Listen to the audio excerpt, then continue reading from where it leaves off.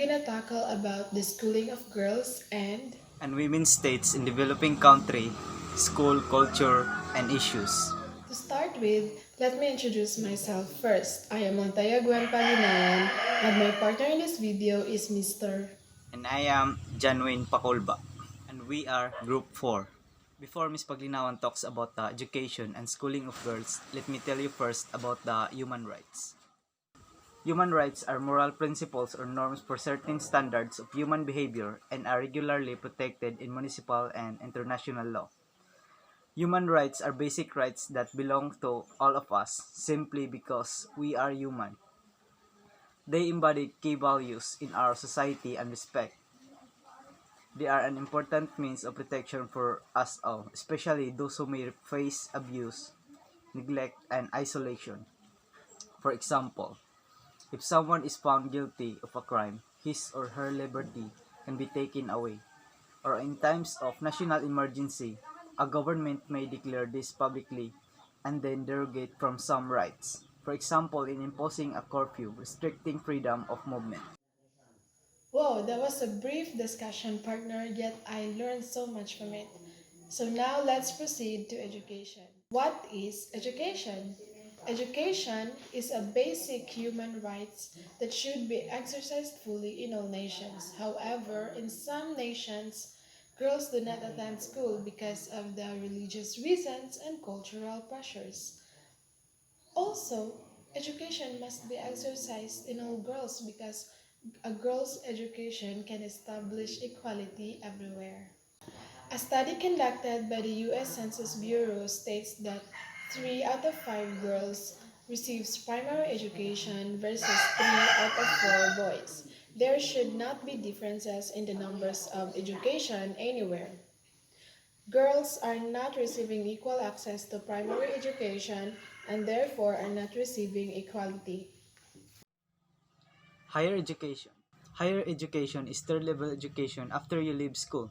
It takes places at universities and further education, colleges, and normally includes undergraduate and postgraduate study. There is some disagreement in the definition of higher education. Some define it purely as education that will result in a college degree, at least an associate's degree. Others believe it is the pursuit of any education at levels where attendance is voluntary. It should be noted that the definition of higher education could vary from country to country. Not all countries have compulsory education, equivalent to what a person might get in an American high school. Some countries have a little to no public schooling available, and any education is for the privileged few instead of for almost all.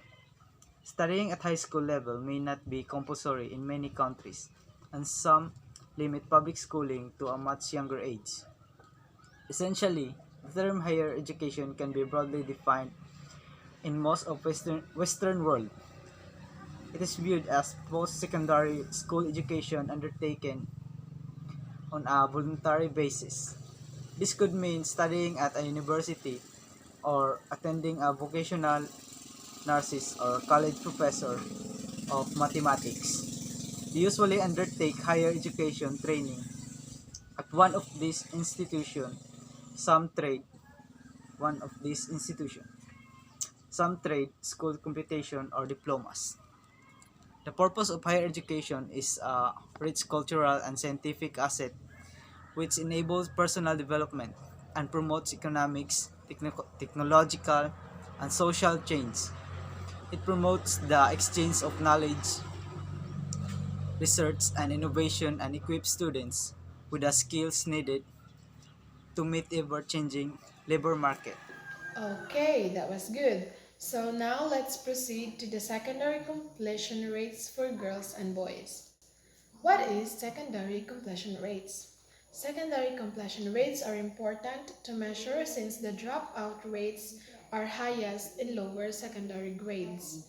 These are the ages when both line actual cost and the opportunity cost of education become higher, and when education systems struggle to provide high quality instruction. Moreover, families are unwilling to invest in the education of girls. Why? Because the investment will not bring equivalent and direct income gains to them. And if girls continue to be valued as only wives and mother, well, that is gross. Disaggregation. The word disaggregation is the breakdown of observations, usually within a common branch of a hierarchy, to a more detailed level to that at which detailed observations are taken. Disaggregation, it is particularly important to disaggregate this indicator by sex, income, disability, region, and separately for children in regions of conflict. Since children in such region are at greatest risk of dropping out of schooling system, where administrative data does not capture this information, it may be important to capture it under such categories.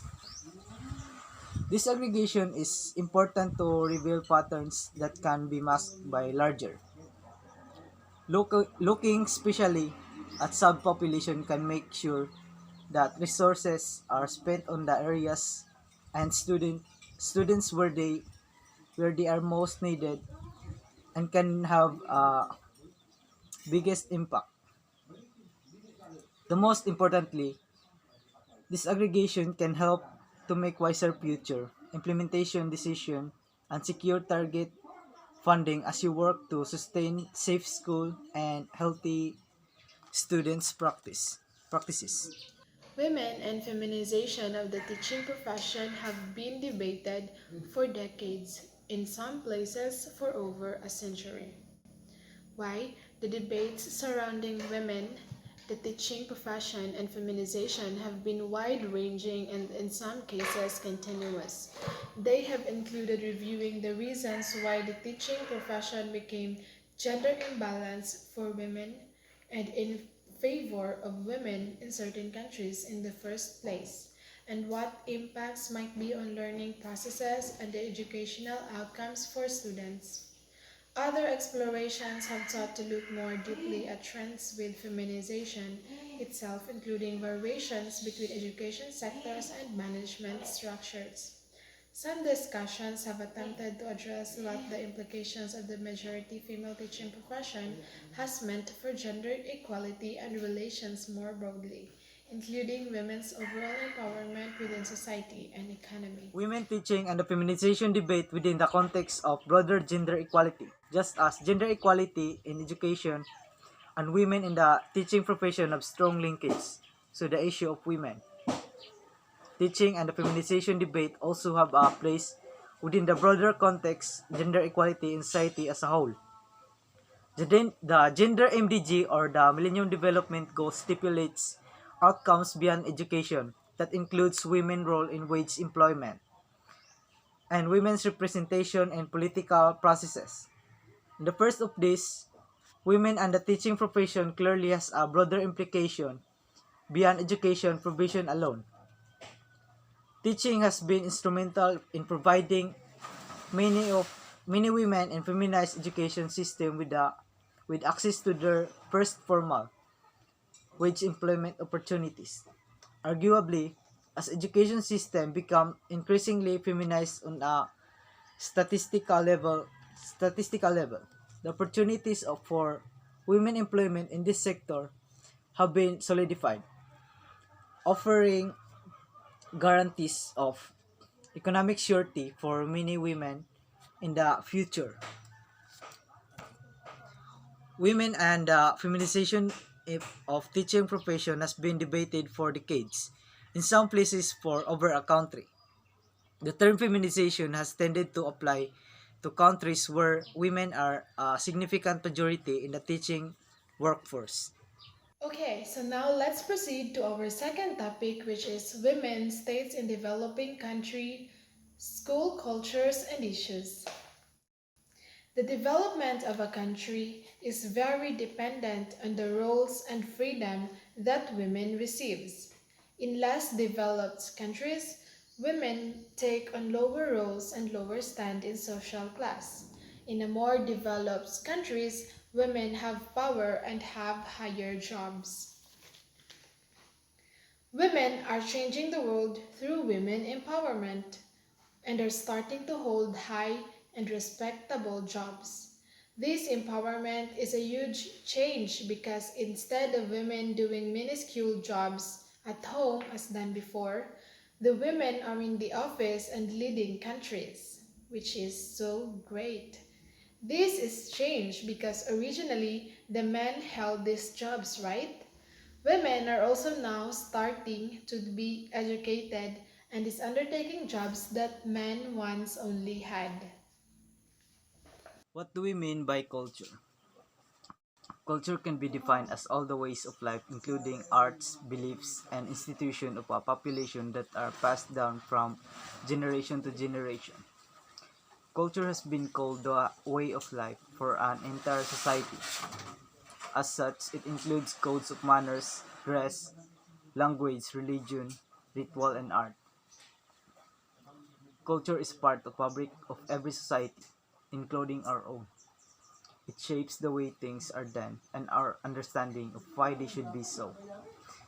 This more comprehensive approach is proposed in the definition of culture adopted at the World Conference on Cultural Policies and Use in ongoing discussion on culture and development. How is gender related to culture? Well, gender are shaped by culture. Gender identities and gender relations are critical aspects of culture because they shape the way daily life is lived in the family, but also in the wider community and in the workplace. In most societies, there are clear patterns of women's work and man's work. It is because women have less personal autonomy, fewer resources at their disposal, and limited influence over the decision making processes that shape their societies and their own lives. Are cultures and traditions unchanging? Societies and culture are not static. They are living entities that are continually being renewed and reshaped. As with culture more generally, gender definition changes over time. Change is shaped by many factors. Cultures are machines for continuity and change. They are supposed to adapt while retaining the stable identity of culture and its people. When they become dominated by one element of a culture which insists nothing can change, it can distort this function and hold it back. Traditions are just that.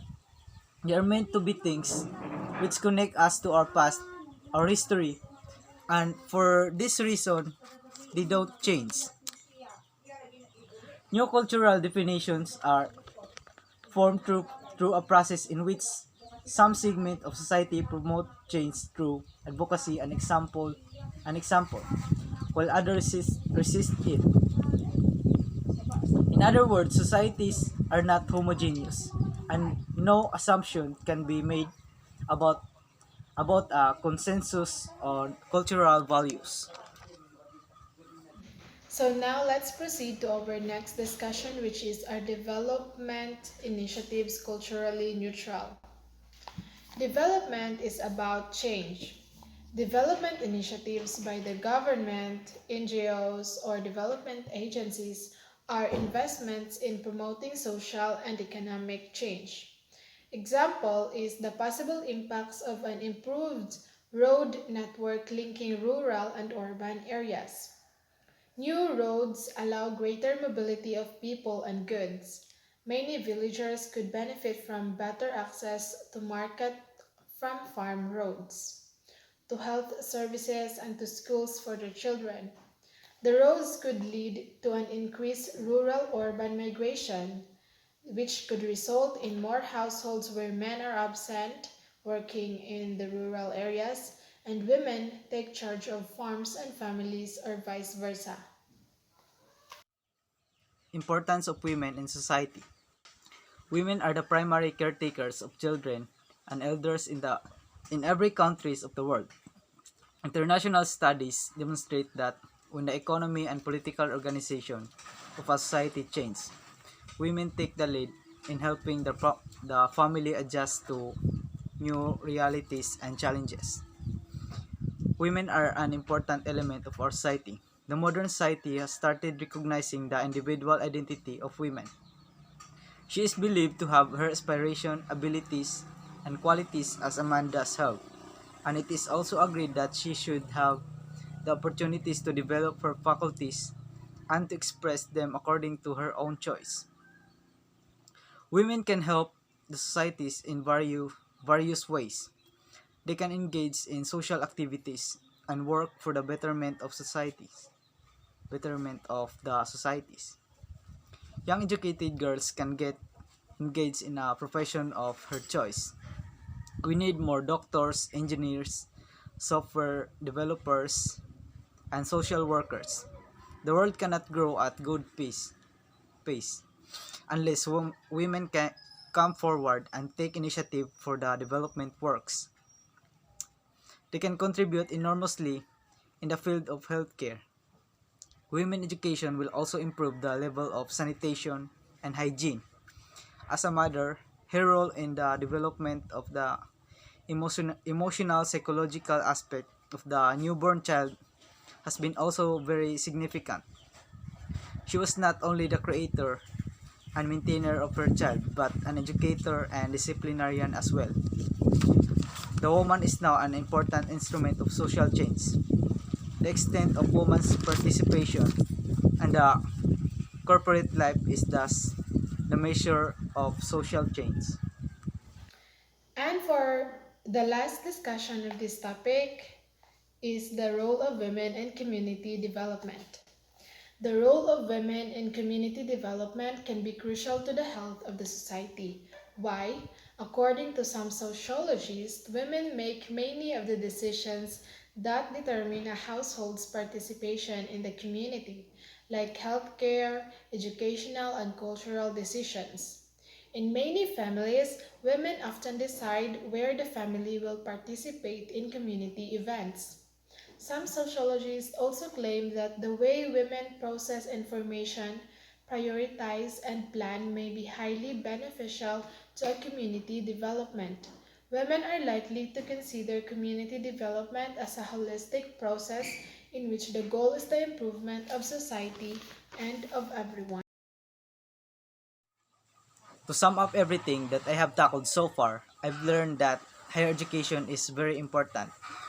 Higher education can give leaders the confidence, flexibility, breadth of knowledge, and technical skills needed to confront the effective, effectively the economic and the importance of women in society. Women can be powerful actors for peace, security, and prosperity, and they can help the better improvement of our society. My conclusion about the topic that I have discussed is that man does not acknowledge the presence of women because women are more powerful than men. They deprive them from the basic human right, which is education, because men do not like the idea of women leading countries. However, because of the women empowerment, today women are now very confident in doing what they want and is undertaking jobs that only men once had. Again, we are group 4 and we hope that you learned something from our discussion in this video. Thank you everyone for watching.